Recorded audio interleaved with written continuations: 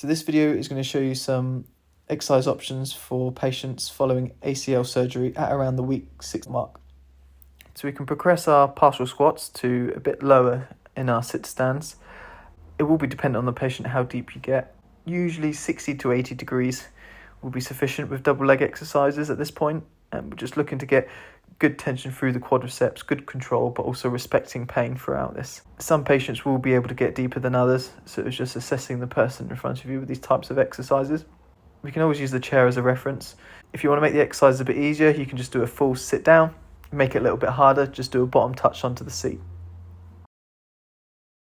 If the patient's doing really well and they're progressing and they're finding the exercises easy, we can bias the affected side by doing a staggered sit stand. So that's the non-affected leg straight and just pushing off that operated side. What we want to aim over the weeks with the really advanced patients is good control in a single leg squat. The higher the seat, the easier it will be for these exercises. It is quite a tough exercise, but for our more athletic population, it's a requirement for progression onto the next stage.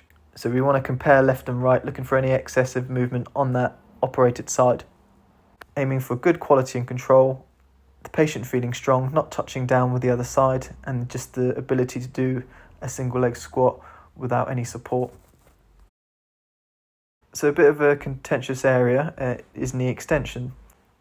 However, there is some research out there that suggests you can crack on quite early, but you try to keep it within the first 12 weeks to 45 degrees only. So we can just use the other leg to hook around the top of the ankle and just resist knee extension. You can do this in varying degrees, from 90 degrees, in 6 degrees, 45 degrees, over the course of a number of weeks, increasing the intensity that you're pushing through. For example, you might start off with very light 20% contractions for a few seconds, but then you look to build that up to 30%, 40%, 50% as the weeks go on, as the patient feels comfortable. Additionally, we can do knee extension isotonics going through range, providing a little bit of resistance from 90 to 45 degrees.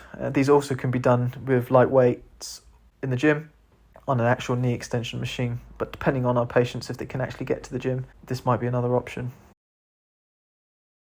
So we want to start increasing our strength in our single leg bridges. We want to be pushing the body to a certain amount of fatigue, because this is going to shape our progression criteria for the next stage, is the ability to have good symmetry between both sides. So if you're pushing up doing a single leg bridge and you can only do 6 or 7 on the operated side, but the non-operated side, you're doing much more, that's a bit of a warning sign to say, look, we need to be working on this limb symmetry.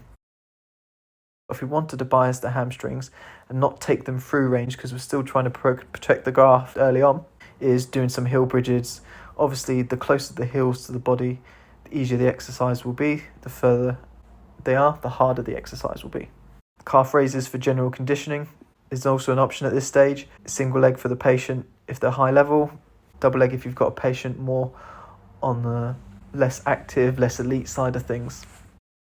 We're going to go through some side plank variations.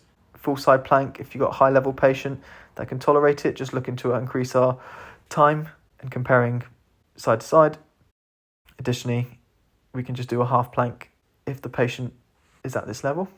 We will still want to carry on with a balance, but now we want to start thinking about increasing our score on each side, trying to build up past 30 seconds, building it towards 45 seconds to a minute, pairing limb to limb, making sure that we're increasing that score throughout.